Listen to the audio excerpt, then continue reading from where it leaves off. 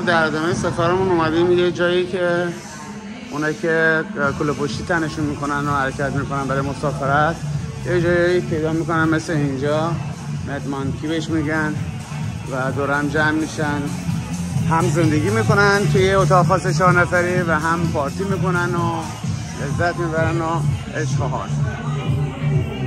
جای خیلی خوبیه برای اونایی که توریستی میان. همونجوری که بهتون گفتم این شهر یه شهر توریستیه و همه دوستان اینجا هستن، دورم جمعه.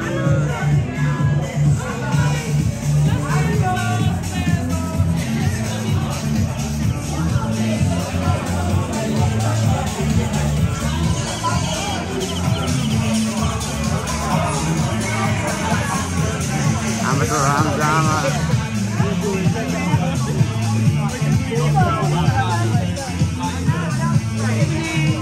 Hi, good evening. How are you? همه فرندلی هستن، دوستانه دور هم جمع شدن، دارن پارتی میکنن، حال میکنن. بال خیلی باحالیه.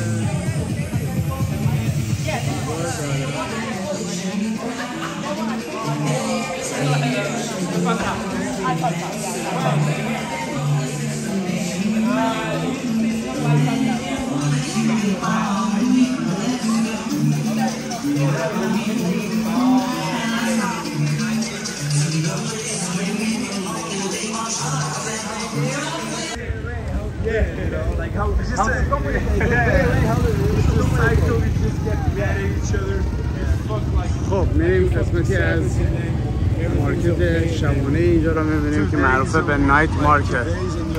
همه بچه ها مشغول خورد و خوراک هستن و پارتی کردن.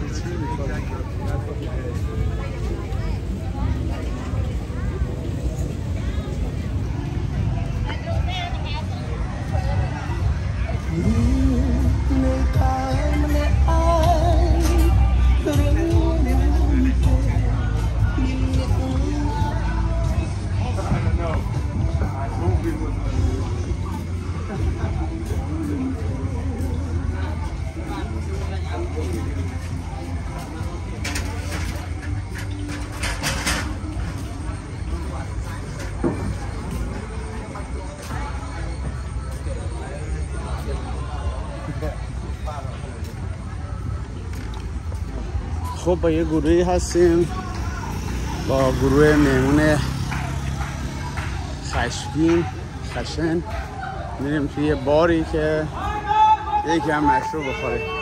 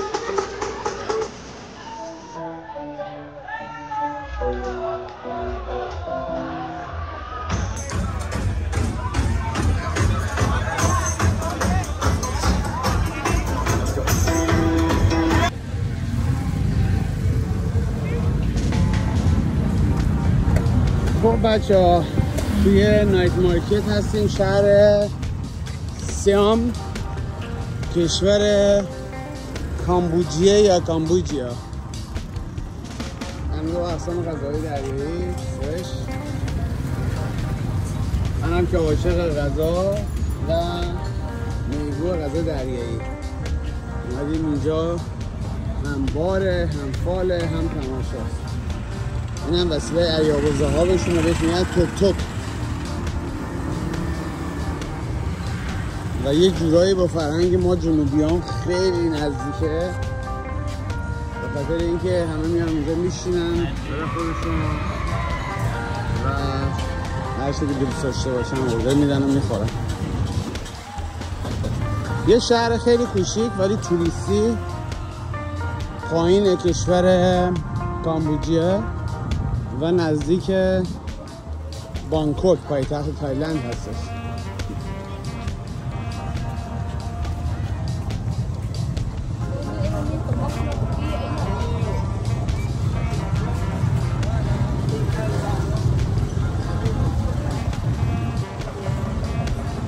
ما هر جا میریم تخم مرغ آبپز هست. من هم که از بچگی عاشق تخم مرغ آبپز هستم.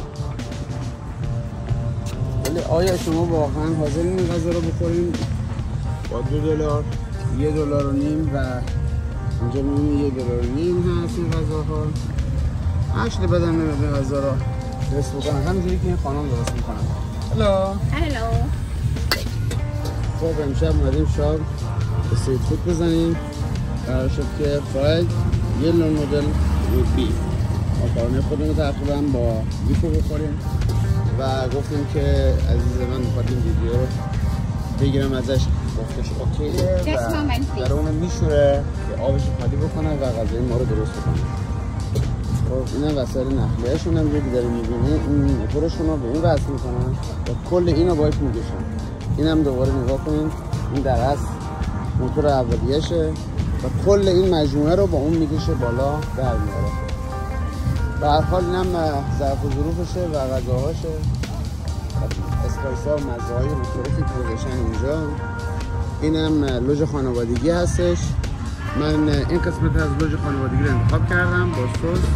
گروهمون هم اون بر دارن میخونن برای خودشون بچه‌ها، بعد از خوردن میرن بهشون جای میکنن، یعنی بهشون میخورن. خب آشپزی شروع میشه. What do you want to cook for me? Now I am cook the yellow noodle with beef for you. Very good. Let's go.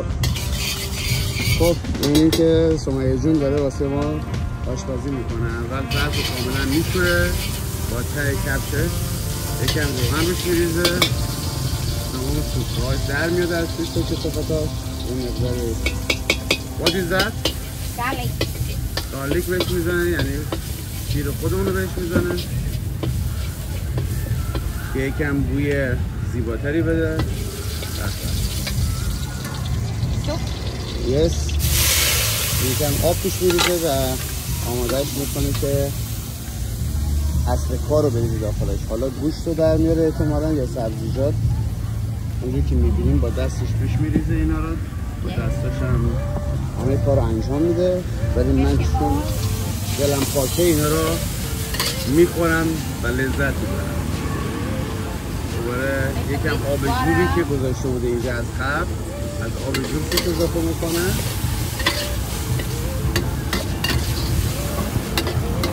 سمیه جون ادامه میده آشپزی رو. شما باورتون میشه که من میخوام این غذا رو بخورم؟ اگه استریت فود باز هستین و غذا باز هستین باید از اول تا آخرش باشین و این غذا رو بخورین. اگه نخورین پس عاشق غذا نیستین. بریم بقیه کار. دلتم بخواد سس فلفل بهش میزنه. کلی سس. And this one sauce. What is that? Sauce. Which kind of sauce? Sauce for the fried noodle. Okay. داره فعلا سبزیجات می‌سازیم با انواع و اقسام سس‌های مختلف.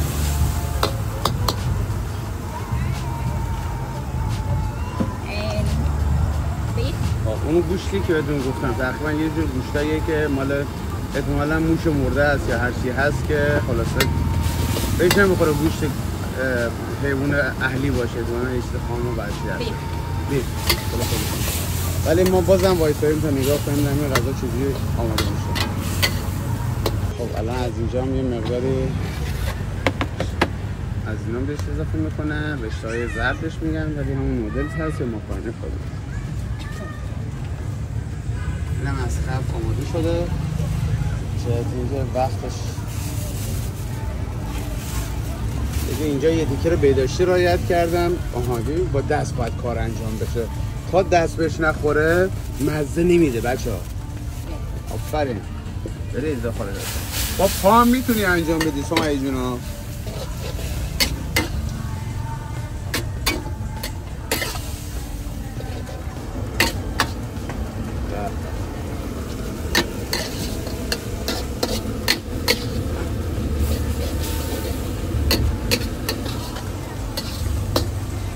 خب بعد ازشم بهش گفتم یه دونه از این تخم مرغام روش اضافه بکنم که حداقل اگه اون رو نتونستم بخورم این یه دونه تخم مرغ دیگه میدونم از تو شکم مرغ در اومده و سالمه.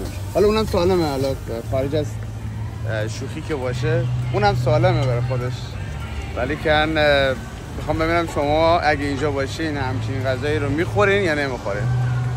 الله حافظ.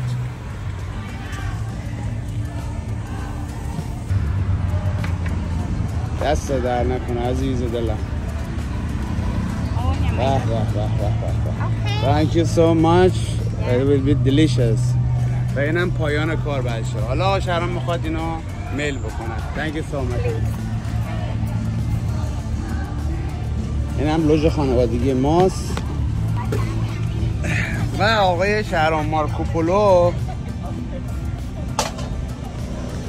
این غذای خوشمزه دستسازه که سمیه جون درست کرده. حالا با دست با پا با هر چیزی ما میریم تو کارش. میخوام بهتون بگم که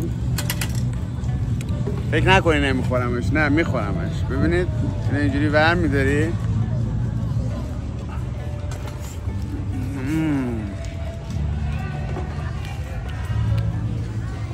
به به.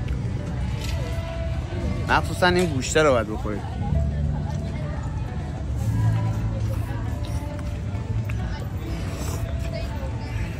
جای همگی خالی.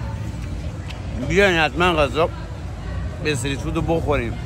اینا رو بخورین سالم میمونی، نه اینکه بریم مورتون استیک هست فقط استیک اینجوری کات کنیم بخوریم. اونم ما خوردیم، اینم بخوریم بچه یه مزه دیگه میده.